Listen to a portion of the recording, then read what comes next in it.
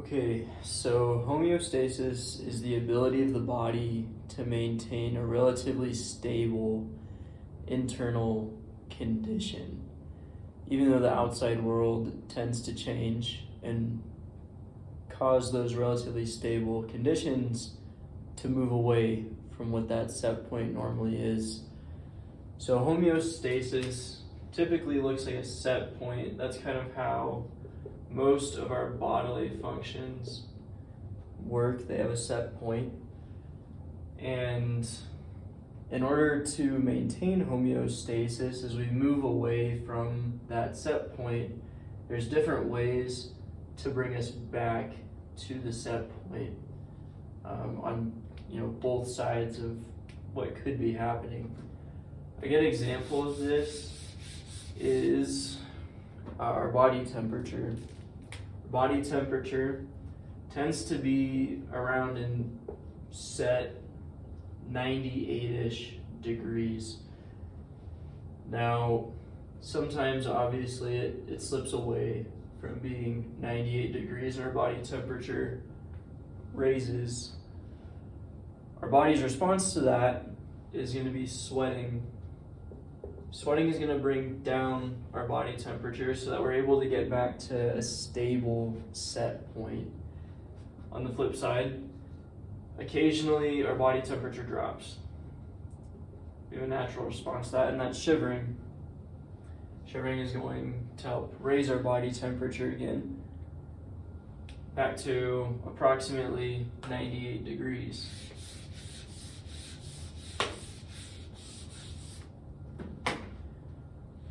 Now, then there's negative and positive feedback loops. So a negative feedback loop is going to be a feedback loop where we're getting back to the set point, where we're returning to that state of homeostasis. So another good example of this is actually blood glucose or blood sugar. So we tend to have a pretty stable blood sugar, but obviously occasionally gets a little bit high or a little bit low. Our body's response to a height in blood sugar would be the stimulation and release of insulin. As our body releases insulin, it stores any of those blood sugars that are raising our blood glucose past manageable normal levels so that our blood glucose or blood sugar drops back down because that's now stored in typically the liver. When our blood sugar is low, it's also able to use that stored blood sugar from the liver by stimulating glucagon. Glucagon is going to metabolize all those stored sugars. So when our blood sugar gets low, it comes back to a normal stable blood sugar, which is what we want.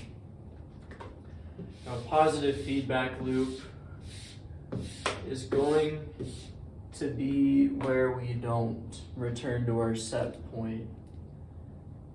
So,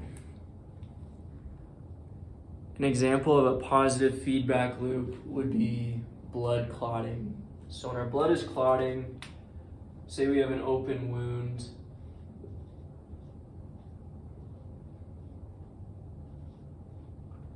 here's our set point down here.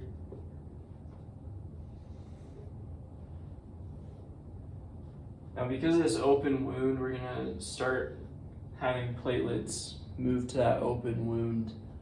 As platelets start to move into the open wound, those platelets actually put off a signal to produce more platelets. So we're able to continue to clog that open wound. So all these things are just increasing, getting away from the set point so that we can get more platelets towards the wound. And this only keeps on happening and getting further and further away from the set point. Eventually, it'll return to normal, but for the time being, it's only going to keep on magnifying and increasing and moving away from the set point.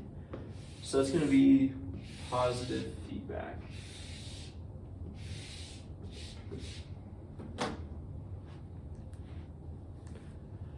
And then we also have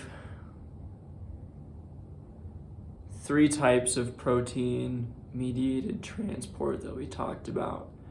So there's going to be diffusion through channels, carrier-mediated diffusion, and active transport. And there's 2 types of active transport that we'll talk about. That's primary and secondary. So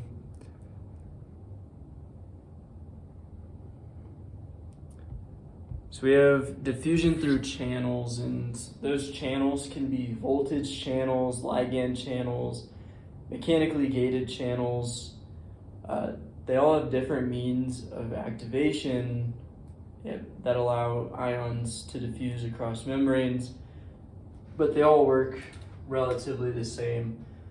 Something, we reach a certain condition, say it's a voltage gated channel through a membrane.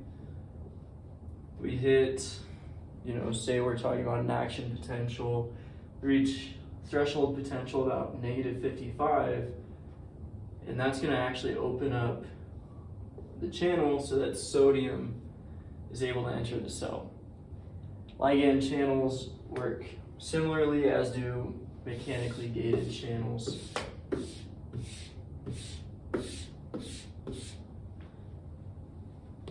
Now, we also have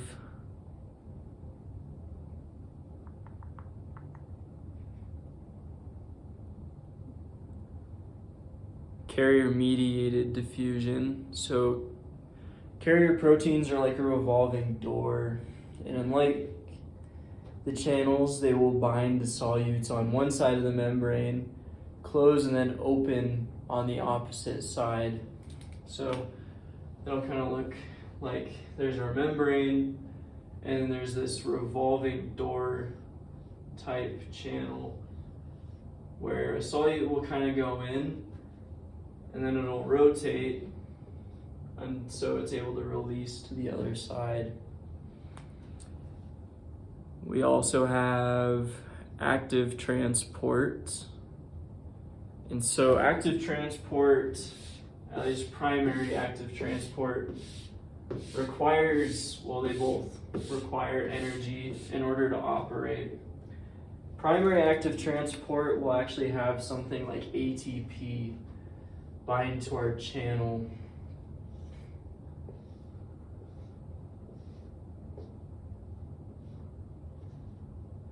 So ATP will actually come and bind to this channel. It actually works somewhat like the carrier proteins do. So a solute will go into this, it'll get closed up in here, and as that ATP breaks apart, one of these phosphates gets fired off, and that creates a burst of energy that'll actually send the solute to the opposite side. And the reason why this is significant is because these channels tend to pump against the concentration gradient, meaning that it actually needs a lot more energy in order to work.